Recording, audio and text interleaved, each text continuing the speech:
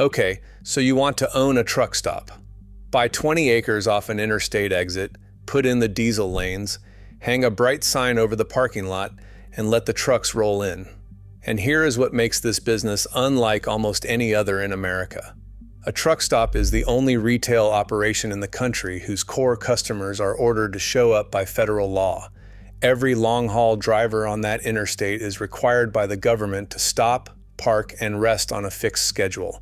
Guaranteed traffic, written into the Federal Register. And yet the product those drivers come for, the diesel itself, pays you almost nothing. On a typical gallon, a truck stop keeps somewhere between 5 and 15 cents in gross margin before a single expense comes out.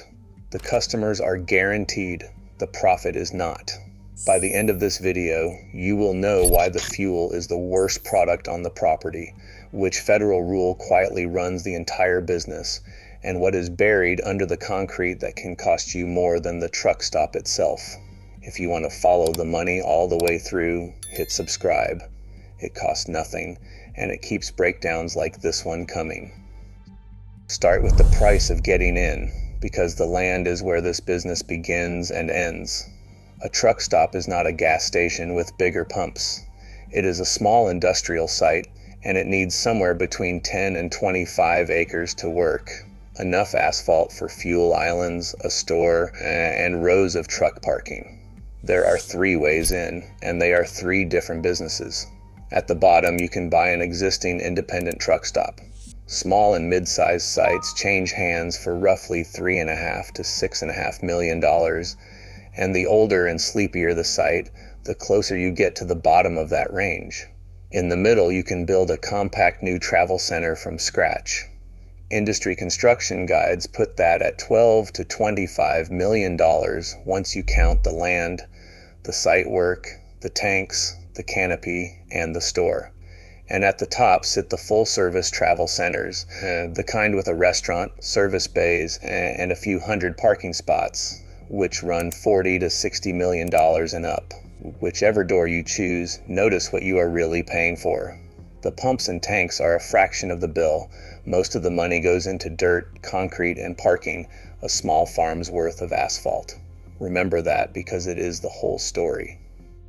Now the first cost nobody warns you about, and it is not a cost on any invoice. It is the fleet card. The majority of long-haul diesel is not bought by drivers paying the price on the sign. It is bought through fleet fuel networks, cards that negotiate discounts with truck stops on behalf of entire trucking companies. Between network deals and directly negotiated contracts, a well-matched fleet can pay 20 to 35 cents per gallon less than the price on your sign.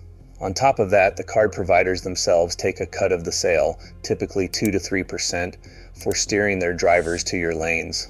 So the biggest, most reliable customers you have are, by contract, the ones you earn the least on. Walk that through.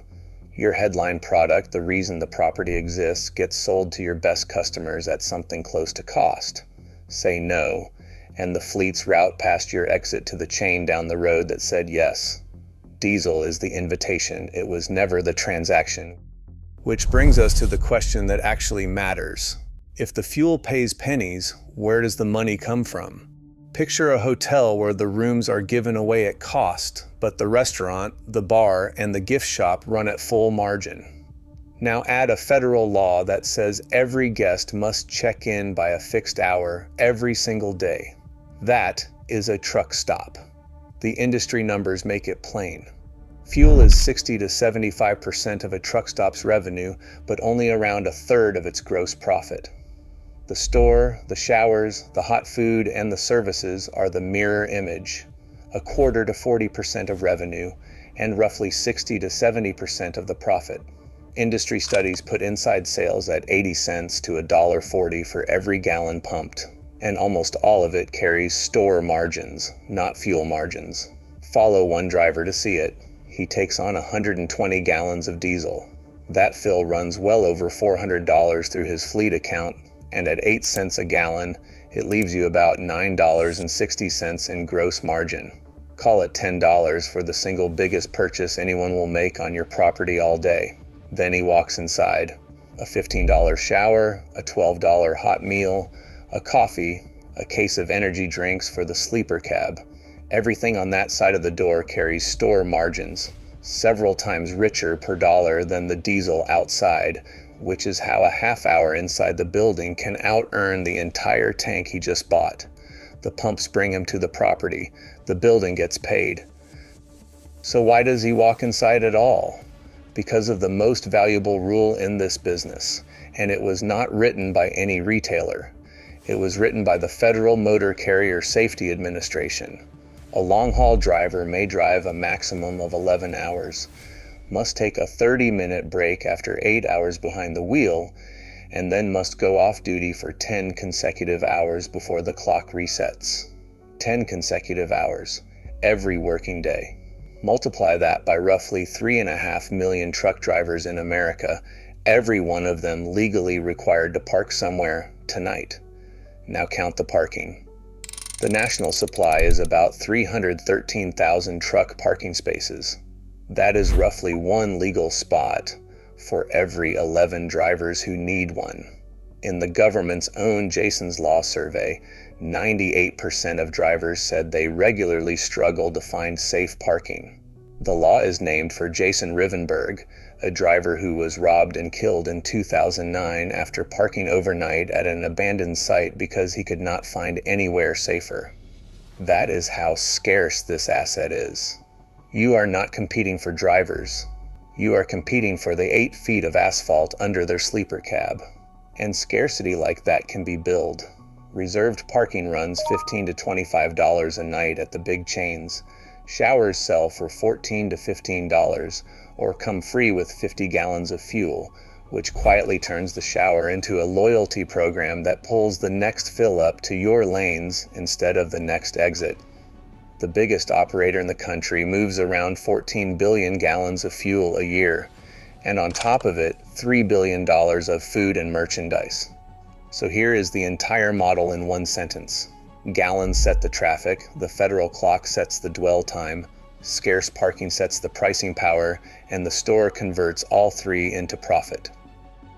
Before you get excited, look at what the costs do to it. A truck stop never closes, which means staffing around the clock, lighting and refrigerating a site the size of a city block, ensuring fuel infrastructure, and repaving a lot that carries 80,000-pound vehicles all day. Credit card fees skim every transaction, and the fuel margin itself swings with the wholesale market.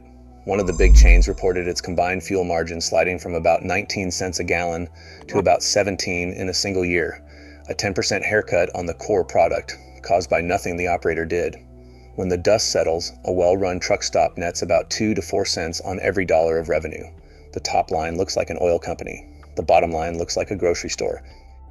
And then there is the part of the property you cannot see. Under the concrete sit the underground storage tanks, and legally, whatever those tanks have done to the soil is the owner's problem. Not the previous operator who let the paperwork slip, not the fuel supplier. Whoever holds the deed holds the contamination. The EPA puts the average cleanup of a leaking underground tank at around $154,000. If the leak reaches groundwater, corrective action typically runs from $100,000 to over $1 million, and a federal cost study found average projects in some states landing between roughly $200,000 and $300,000. A truck stop does not have one tank. It has a field of them, feeding diesel lanes that never close. This is why buyers pay for environmental due diligence before they pay for the business. Skip that report, and the discount truck stop you found at the low end of the market can hand you a 7-figure remediation bill 2 years after closing. The asset is the land. The liability is also the land. So what about the future? Everyone asked the electric question, so let's take it seriously. Charging a loaded electric semi at highway speed requires megawatt-scale hardware. A single installation can cost up to $950,000, and even the fastest systems need 30 to 40 minutes to take a battery from 20 to 80%. Across the entire country, fewer than 100 public sites can charge at that scale today, against thousands of truck stops. Notice what that 30 to 40 minutes really is. It is dwell time. mandated no longer by law alone, but by physics. A captive half hour parked in front of your store. Electrification does not threaten the real business of a truck stop. It threatens the small operator who cannot write $1 million check per charging bay, which is exactly why the giants have been buying in. In 2023, BP paid $1.3 billion for a chain of roughly 280 American travel centers. The oil majors and the conglomerates are not betting on the pump surviving. They are betting on the parking lot. Time to answer the actual question. How much do you make if you do this right? Scenario 1, the single independent site. You buy an existing truck stop for, say, $4 million, and you run it well. On $3 to $4 million of annual revenue, at the industry's 2 to 4 cents of net margin, you take home somewhere between $60,000 and $160,000 a year. Do the math on that against the purchase price, and you are looking at decades, not years, unless you grow the inside sales, add reserved parking, and buy the site cheap. It is a demanding, around-the-clock living. Recession-resistant, yes. Glamorous, no. Scenario 2 is the one the families figured out. In 1958, Jim Haslam bought a single gas station in Tennessee. His family grew it into Pilot, a network of more than 700 travel centers and one of the 5 largest private companies in America. Warren Buffett's Berkshire Hathaway bought it in 3 steps, $2.76 billion in 2017, $8.2 billion in 2023, and $2.6 billion in 2024, about $13.6 billion in total. The Love family never sold at all. They started with 1 store in 1964, still own more than 640 locations across 42 states, doing over $21 billion a year, and are worth somewhere between $7 and $10 billion. Same lesson both ways. 1 exit is a living. 50 exits is a dynasty. So pull it all together. The diesel fills the lanes and keeps 5 to 15 cents a gallon. The federal clock fills the parking lot, and the store converts the mandatory pause into the actual profit. And the tanks under the concrete decide whether the land makes you rich or ruins you. If you ever find yourself signing for one, remember the only rule that matters here. You are not buying the pumps, you are buying the pause. Which business should we put under the microscope next? Tell me in the comments, and subscribe so you do not miss it.